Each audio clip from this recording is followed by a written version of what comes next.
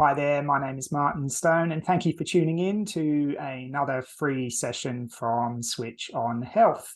Now, first of all, if you happen to be watching this recording on YouTube and you like what we do, please do support us by clicking on that subscribe button below, because the more subscribers we have, the more we can offer, and we look forward to offering you more. Now, if you are watching this on YouTube and you do have any comments or questions, please do just pop them into that comments box below, and we promise we will get back to you. Okay, if you're watching this live, please do stick around at the end for Q&A, and we'd love to have a chat with you. Now, tonight, I am very happy to be joined by Linlee Jordan from the Aurum Project. I'm going to keep this introduction really short because I want Linlee to tell us all about the Aurum Project and what they do. So Linlee, hi, how are you? Hi, thank you, Martin. It's a nice introduction. Thank you for joining us. You asked me to talk tonight a little bit about the Aurum Project, what we do, and if people want to get involved, how do they go about doing that? So tonight's a brief introduction to what we do, basically. So, fantastic. I'll let you take it away. Okay, so I've been a practitioner for 33 years using homeopathy. And one of the things that we always wanted to do in our clinic many years ago was be able to do some research. And there weren't many pathways open to make that happen. So we started the Aurum Project, which is a charity. We do research in the charity, and we had our status it was about 2005, I think we got recognised in Australia as the peak body for homeopathy research. So getting ready for this little talk tonight, I was reading market research reports, which are always really interesting, and they declared that the global homeopathy product market is growing at a CAGR of 18.3%, which is quite amazing, really, when you compare the gamification market is 26%, but the cultural tourism is 11%, and paracetamol market is 4.3%. So the people who write these reports were presuming it's a post-COVID kind of a interest in natural therapies in general, which has spurred that along. So that's the kind of thing that really propels me on. After years in nursing and patient care and homeopathy, I get excited about that kind of a thing, that interest there is out there in our beautiful medicine. So, can you see So the Aurum Project is situated in Sydney. We are recognised by the Australian Charities and Not-for-Profits Commission. And we practice in a building alongside the Harbour Homeopathic Clinic. We collaborate together. We use patient data from the people who come in through the clinic. So the mission of the Aurum Project is to advance the understanding and practice of homeopathy in Australia by promoting research.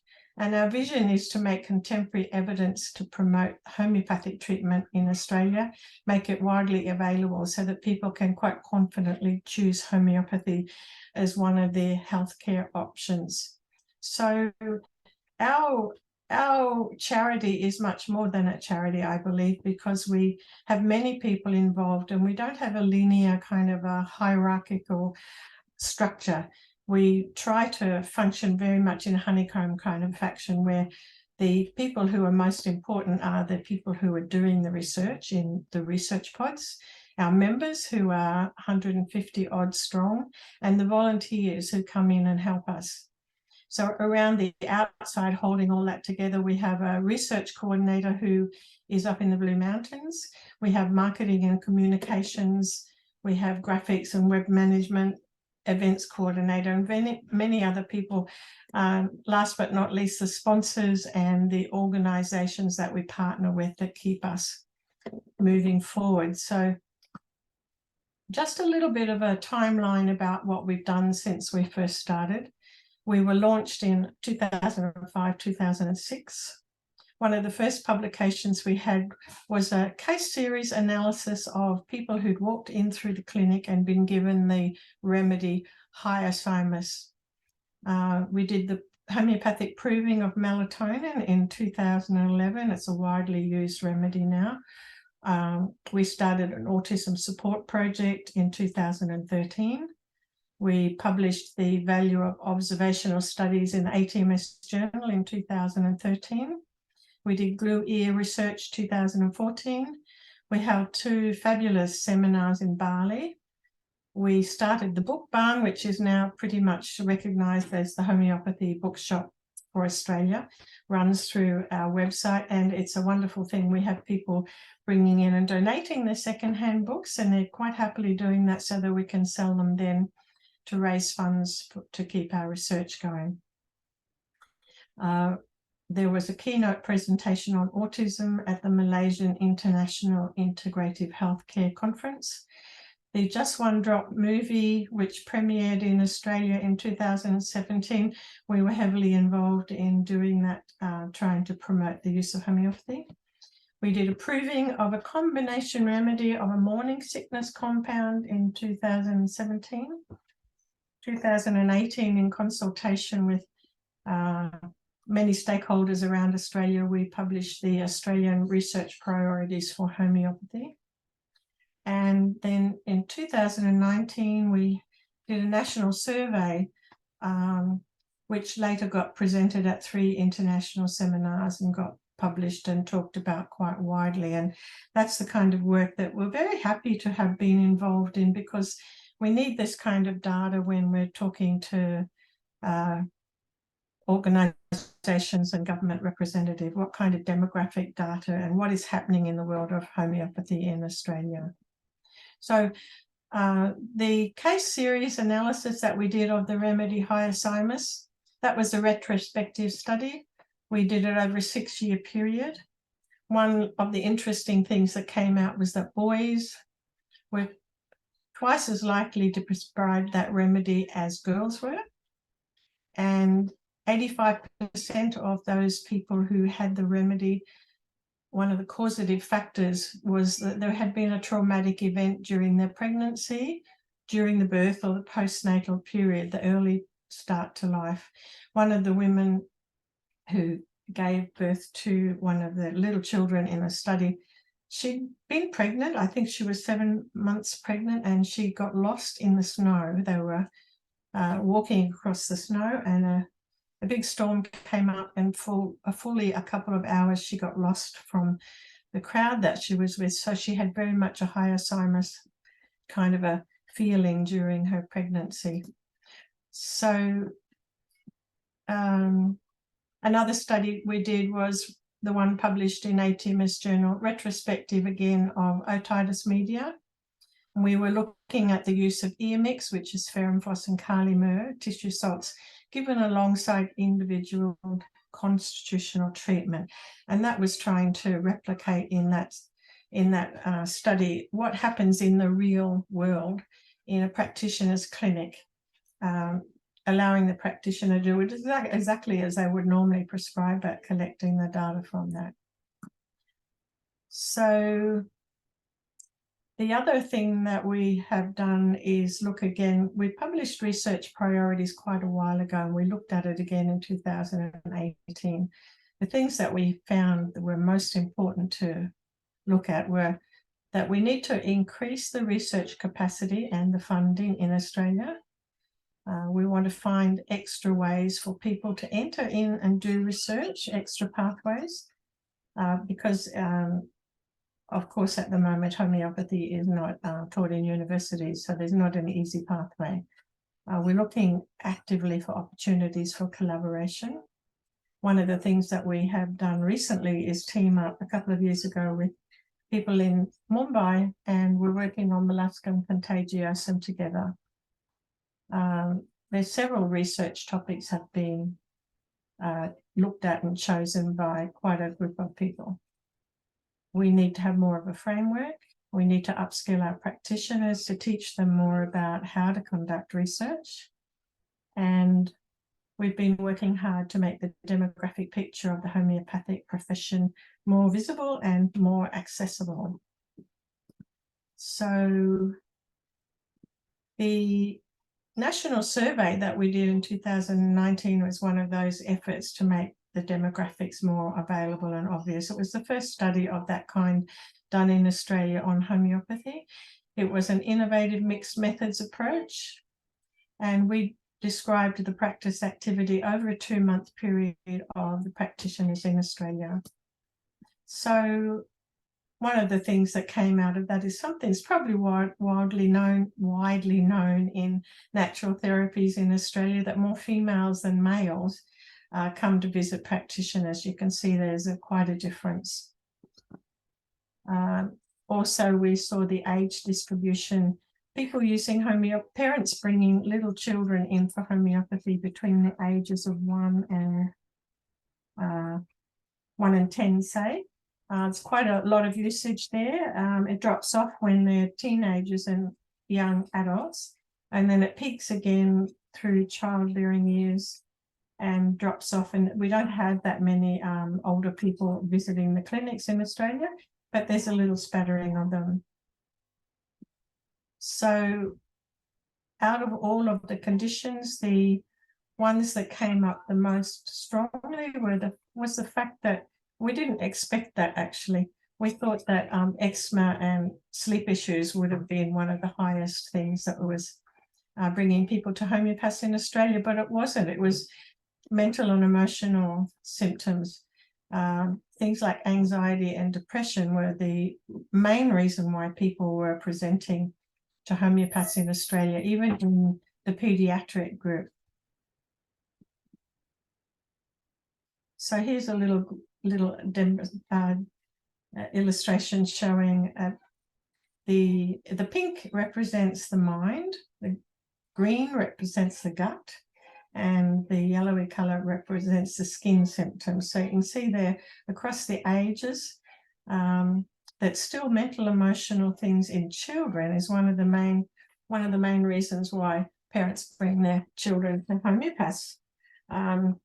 That includes behavior, of course, in childhood, and that's one of the strong things that homeopathy excels at in Australia is ADHD, autism, behavioral problems, anxiety and depression.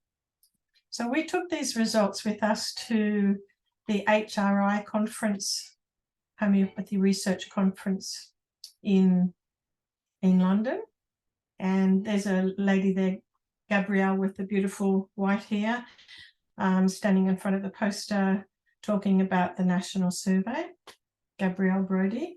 We also took these results to the LMHI Congress in Italy, and there's Lorena on the right who presented that poster, The Holographic Nature of Homeopathic Practice in Australia, which is basically outlining everything I just told you about the national survey. We were very happy that poster of ours won a prize in Italy. So I mentioned earlier on about research pods. So good question. What's a research pod? Basically, it's a research team, but we differentiate what we do to, I suppose, a more traditional research team, because we are all volunteers. We're not funded by the government or a university. We don't have affiliations with them. So basically, a research pod is a group of practitioners undertaking research together. The pod builds relationships between the colleagues and increases resilience within our profession of homeopathy. We see this to be very important because we know that homeopathy has gone through a tough time in the last little while. The pods are self-organizing, they have evolutionary purpose, and we ask the participants to be whole in their interactions. No point practicing a holistic therapy if we're not acting in that way ourselves. The pods help to upskill practitioners, which is something that was identified when we were talking about the research priorities in Australia. So what is evolutionary purpose? The concept of evolutionary purpose is the perception that an organization has a profound sense of purpose, and that great things can happen if an organization finds a way to listen to and make decisions based on this purpose. And that sounds rather grand, but that's exactly what happens when people join in a research pod. The pod members are a group who explore, learn, and implement sound ethics in their research. Practitioners are eligible to join when they have a passion to learn more about health and homeopathy and to serve the greater good of our communities. The pod members bring their wide-ranging experience, resources, and knowledge to the pod, and the unique dynamic that is generated by this diversity is enriching to all involved. So, what are we doing at the moment? Our current research pods include Teal Vision. That's one where people get together and talk about evolutionary purpose and how to run an organization according to those kind of principles. We have a group working on urinary tract infections. We know this is very important in the times of antibiotic resistance. We have a group working on a water medicine project in the Solomon Islands, which is, I'll just explain a little bit about what that is. The Solomon Islands is an interesting place. For the last 150 years, they've had the village pastors prescribing homeopathic medicine without actually sometimes even knowing what the name of the medicine is. And you wonder how that could happen. But over those many years ago, they were taught how to use the medicines not by having a materia medica in their hand. They were taught that this medicine, whatever symbol was on the bottle, was good for a big hurt, or this other medicine was good for belly runs, or whatever it was that they were calling it. So we have a project now that they're running out of their remedies, and we need to replace them, and we need to have volunteers go there to teach again about how the medicines can be used and to help younger people come up through the ranks. And these days, the younger people speak English. Back in the older days when it was first started, they didn't speak English. So it was down to very simple prescriptions. And the most impressive thing about that is that it was so popular that it's continued to this day. Even when they only had limited numbers of medicines, they were able to do wonderful things with them. Great medicines like arsenicum for food poisoning and arnica for big falls, that kind of a thing. So that's a very exciting pod which works out of Queensland. There's the Molluscum contagiosum group, which has a collaboration with some Indian homeopathic doctors in Mumbai. The Workforce Survey of Homeopathy in Australia is another group who are working together to create a workforce survey along with the Australian Register of Homeopaths and the Australian Homeopathic Association. We'll be looking at conducting a second national survey. There's also another group doing a scoping literature review of all the Australian homeopathic literature to date since 1990. And there's another research pod looking at respiratory diseases. One of the members has worked a lot with asthma in the past, and there's more than that, but this is a summary of the research pods that are currently working. So the question is, how do you join a research pod if you're inspired to do that? First of all, it's a great thing to become a member. The membership fee in Australia is just $45. You can participate in an event once you're a member, like Connecting Homeopaths or a melting pot, and then you meet other members. Then the discussion is around what you're interested in doing in research and finding others who are interested in doing that as well. And together, the research pod, the people in that group, support each other. Some people might be a PhD, some people might just have a bachelor's degree, or maybe even just an advanced diploma. They support each other and offer the skills that they have together. And there's a lot of relationship building and a lot of confidence building, I think. We know that's important in natural therapies, that the people who are already researchers don't exclusively be the ones who are working on research. We want other people to be able to join in and upskill. This is one of the things that came up in the work done on what are the research priorities in Australia, and that was one of them, about upskilling. International members are absolutely welcome to join. We have some people scattered around the world who are also Aurum Project members. They're not just all in Australia, quite a few in New Zealand. The other way to be able to do that to join in is contact the research coordinator. You can get onto her through the contact page of the Aurum Project website. So the research coordinator is Dr. Celeste Salter. She's up in the Blue Mountains. I'm the director. I'm down in Sydney. Our president in the management committee is near Mittagong. We have other people on our committee who are in Brisbane, Perth, and Melbourne. So we already have quite a far-flung group of people all working together. So just to kind of finish off, one of the most important ways that we raise funds for our research these days is running the Homeopathy Book Barn. And I said sometimes we get a donation or a bequest of books, and people bring in a whole lot of boxes, and then we're able to sell them on. And that's literally one of the ways that we keep going. So some of the categories of books that we have in that book barn are about natural therapies and homeopathy for farm and garden, using homeopathy at home for new beginners, homeopathy textbooks, animals and natural health, and there's quite a few in there on spiritual and self-help. We have new books these days too, not just secondhand books, and the spiritual self-help ones are often brought in the boxes of books from practitioners. So that's where I'd like to finish off today, because we're just giving a little introduction and trying to mention about how you can join in if you want to. So I might just stop sharing that screen now and come back again. And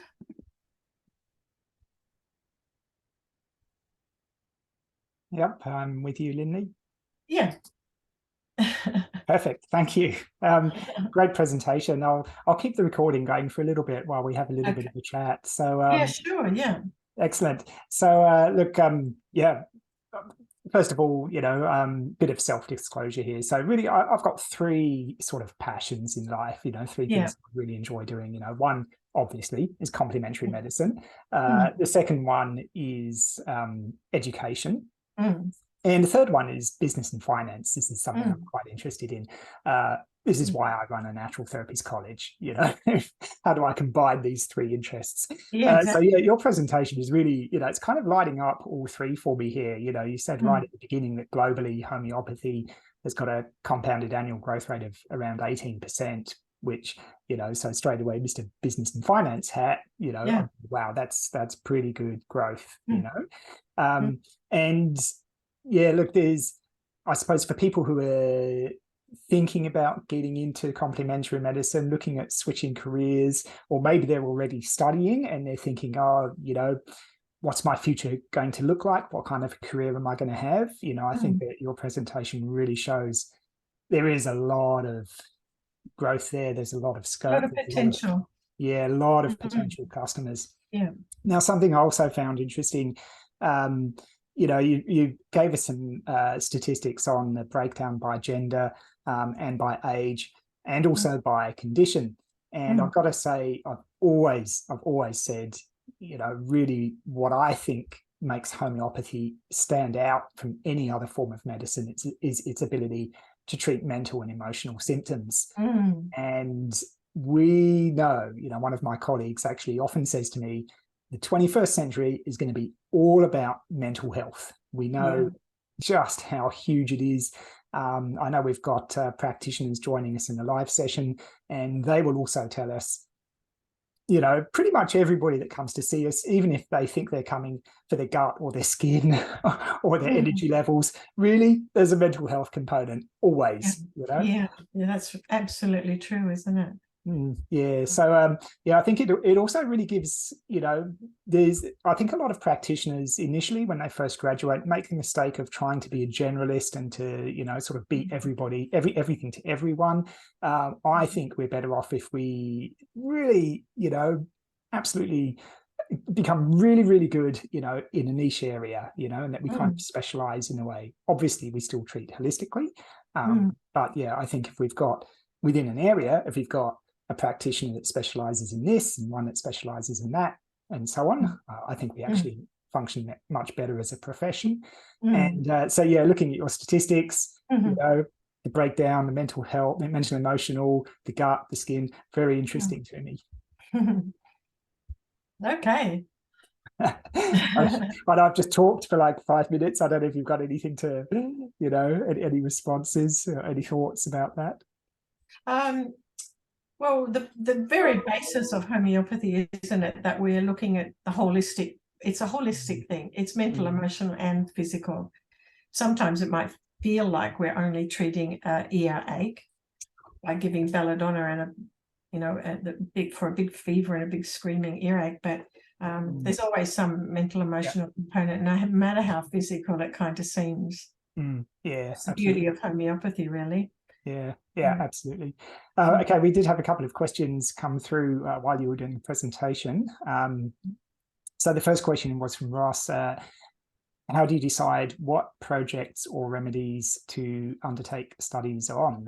Yeah, so that's a good question. That's one of the important reasons for having the stakeholders get together in 2018 and look at what are the research priority areas in homeopathy. And they came up with, of course, a national survey and a big literature review. They were two of the most important things. So I suppose the most obvious one at first is we have to have somebody to actually do the research. There's got to be someone with the interest in a certain topic. And then we have a melting pot, a big discussion about it, and see who else is interested in it out of the members and other people who they might choose to call on from overseas. And if there are enough people, and if they can find a topic within their interest area, then we might go with it. There have been certain things that have been suggested which we thought were not worthwhile us in Australia spending our time on. We don't undertake big studies because we don't have the capacity to do that here. We undertake like retrospectives, case series analysis. Our groups are very capable of doing that kind of a work. Some people are in the middle of applying for ethics approval to do prospective studies. So we take what we call a building blocks approach. We have to start somewhere with what we've got, and then we keep adding on to it. And we've grown a lot since we first started in 2006, very much. I suppose in modern medicine, they look at the big things, don't they? What are the most important things, like a diabetes and heart disease or whatever? In Australia, we don't do that because we, as practitioners, are not supposed to be treating diabetes anyway. So it's more the things that do present to the homeopath that we would really take notice of. And skin diseases commonly walk through the door, and mental, emotional health issues commonly walk through the door. Yeah. But at the moment, those topics I said before, urinary tract infections and molluscum contagiosum, obviously, are two of the things we chose to run with. Okay, interesting. Thanks. We did also have a question about what current or forthcoming studies you're looking into, but then you answered that one towards the end, which is great. Another question here, where can I find the published studies? Yeah, on our website. On the website? Okay, fantastic. Thank you, Linlee. Also a comment here, general comment. It's great to see research being done on homeopathy. Thanks for you and your group's efforts in this. Thank you. Lovely comment. Yeah. Look, you. I think, one of the things, one of your last slides there, what I can see is that, people can get involved. You don't need to have like a PhD in anything. You don't need to be a researcher. I love that people can actually just start turning up to these little melting pots that you have, and getting exposure, getting to know people, and getting inspired. Really great. That's one of the beautiful things about being involved in natural therapies research, is that it's practitioner led. It's by people who still have their foot in the water, in the land of being a practitioner, who have people coming to see them. They're not just researchers. So that's very much where our focus is, on practitioner-led research. Yeah, fantastic. So lots of ways for people to get involved. And as you said at the beginning, you are a registered charity, which I'm assuming means that when we give you some money, we can actually deduct that from our tax. Absolutely, yeah, fully tax deductible. That is good to know, isn't it? Yeah. Well, do we want the government getting more money? Or do we want you getting some? So little plug for you there, Linlee. Thank you. Yeah. Something I actually forgot to mention earlier. So this is our last free session for the year before Christmas. I thought it'd be kind of nice to do this one, particularly because the name of your organization is the Aurum Project. For anybody watching who doesn't know, Aurum is the element gold on the periodic table. People starting with us do their chemistry, they know this. And Aurum is, of course, also a homeopathic remedy. Linlee, I'm putting you on the spot here, but do you know where the name, the Aurum Project, came from? Absolutely, yeah. Excellent. Absolutely. I think we probably should have called ourselves, we have a little joke going that we should have called ourselves the National Homeopathic Medicine Research Centre. The NHMRC. That's right. I like it. Just a little joke. But we decided for something which is a little bit more artistic and creative back then, thinking what is one of the remedies which is most powerful, helping lift somebody out of the deepest, darkest place. And Aurum is obviously that remedy. And we felt very strongly that we wanted to align ourselves with some part of our medicine that can do the most benefit for people, give the most benefit for people. That's where the name came from. Right. I think if we were doing it these days, we wouldn't call ourselves the Aurum Project, because that's it doesn't sound quite exactly what we are now. We're like a national body and the peak homeopathy research group in Australia. So yeah, that's okay. That's what we're called, and we're sticking with it. Yeah, fair enough. Yeah. Anyway, we're doing this in December, and gold was one of the gifts that was bought, of course, in that story. So yeah, no, that's my little link there, little connection. Okay, let me see. Another question for you, Linlee. I'm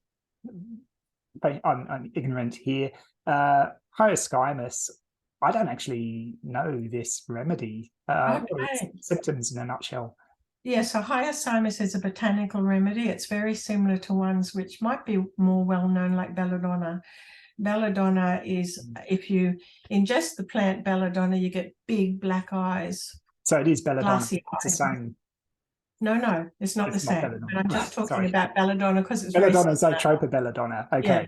Hyoscyamus. So belladonna and hyoscyamus are in the same plant family. So people might recognize belladonna more easily than hyoscyamus, but it's in that same plant family, the Solanaceae family. It's capable of helping to treat slightly delusional states in little children who might have a feeling as if they're being outcast from the family and aren't accepted by the family. And it's a great remedy for kids who have terrible nightmares, for children who have fevers, for children who have incredibly interesting kind of behavior where they literally love climbing up the wall and jumping and biting and all those things, which we recognize in that younger childhood group is very problematic for the family. Very problematic. So it's literally a great remedy for ADHD. Fantastic. Yeah, I love homeopathy. I really do. Yeah. Okay, well, look, I think that's all the questions and comments we had. Somebody else appreciates your little joke about calling yourselves the HMRC. That's pretty much everything I've got on my list, I think. Any closing words, Linlee, before we sign off? Well, we'll go back to the beginning, what I said originally, that it's kind of exciting at the moment to be involved in homeopathy because it's growing. After, not that COVID is over, but there's been so much interest in natural therapies, particularly in homeopathy during this time. People are, I think, falling in love again with natural ways of doing things, and that's great. Yeah. Absolutely. So that's my closing words, yeah. Fantastic. Well, look, Linlee, thanks again for coming tonight and telling us about your Aurum Project. Aurum Project Facebook page, somebody just mentioned in the chat box. Yeah, thank you. So we have everything. We're on LinkedIn, we're on Instagram, we're on Facebook, we're even on YouTube, but we don't really pay much attention to that. So we do send out a monthly newsletter, which is quite full of really interesting things, and that goes out once a month. If you're on the website, you'll see the little pop-up box will come and you can subscribe to the newsletter. Yeah. Fantastic. Thank you, Ross, for mentioning that. Excellent. Thank you, Linlee. Well, yeah, it was a pleasure having you with us tonight. And Thank you. yeah, I'm sure we'll be in touch again. We'll talk again. Yeah. Excellent. Okay. Good night. Bye-bye. For the rest of you watching, learn more with Switch on Health.